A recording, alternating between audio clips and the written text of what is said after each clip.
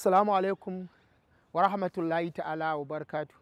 Masu kallon Africa TV, sunana Coach Munzali Ali Sadiq Kofar Mazugal. Yau za mu ɗan taɓa gudu a waje ɗaya. Za ka ga wani yana buƙatar zai yi gudu, amma ba shi da filin da zai gudu, kuma unguwar da yake ba zai iya fita ba saboda waɗansu dalilai. Wani kuma baya so ya zo cikin jama'a ya ce zai motsa jiki. To ya za ka yi gudu a ɗakinka, ko kuma ma kana gudun baka sha'awar yau ka fita filin motsa jiki, a ɗakinka za ka samu abin da ake so. Za mu yi gudu kamar kala 2 ko 3 a waje ɗaya, kuma za mu fita da gudu sosai. Duk wanda zai samu a ciki zai samu, musamman wanda suke da buƙatar yawan yin gudu. In dai za su yi wannan a ɗaki za a samu abin da ake so. To za mu shirya. Sai ka sa ƙafarka ɗaya gaba ɗaya baya. Yawancin gudu ba a yin shi akan dunduniya, akan ɗan yatsa ake yi. Za mu yi guda 10 mu huta, mu yi 10 mu huta.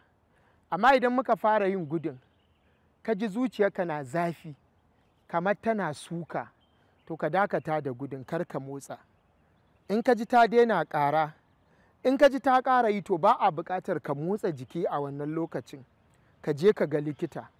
Idan muka fara yin gudun sai ka ji haki ya dame ka, to ɗan tsaya ka huta, sai mu ci gaba da gudun. In Allah da kai wannan za a samu abin da ake so. Shi kuma tafiya da gudu, jogging, yana da matuƙar muhimmanci a rayuwar ɗan adam. Yana mana magunguna da dama, masu diabetes, masu hawan jini da cututtuka da dama.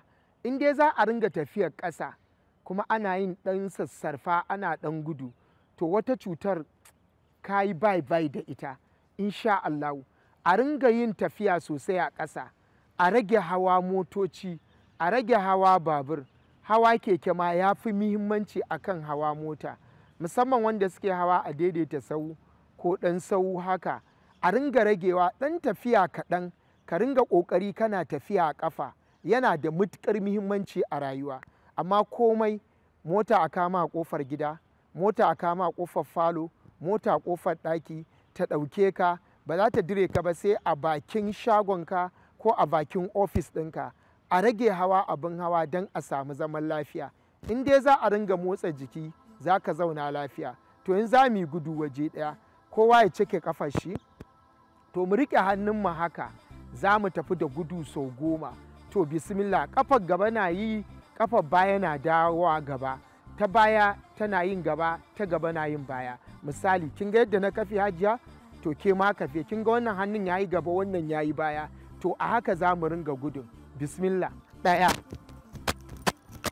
2, 3, 4, 5, 6, 7, 8, 9. Masha Allah. To huta. Na san yanzu haki ya yi yawa tun da daman ba motsin kike ba. Amma ɗan ba a hankali. Mu ƙirga 10 ki huta. 1, 2, 3, 4, 5, 6, 7, 8, 9, 10. Za mu tafi na kashi 2. Ɗazu mun riƙe hannu haka. Yan sakin hannun za mu yi hajiya haka sosai. Shi ma za mu yi 10. Bismillah. 1, 2, 3, 4,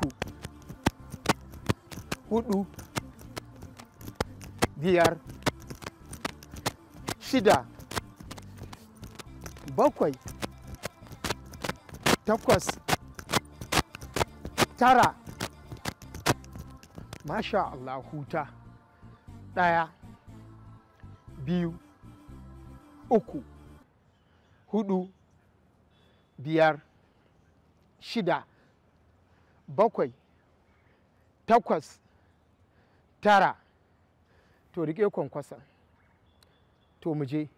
1, 2, 3, 4, 5, 6, 7, 8, 9, 10 huta hajiya 1 2 3 4 5 wannan fa duk a cikin ɗaki hajiya zaki ba sai kin fita ba duk a ɗaki kika yi wannan za a samu abin da ake so 6 7 8 9 to mu je 1 2 3 4 5 6 7 8 9 masha Allah 10 ƙara hutawa 1 2 3 4 5 6 7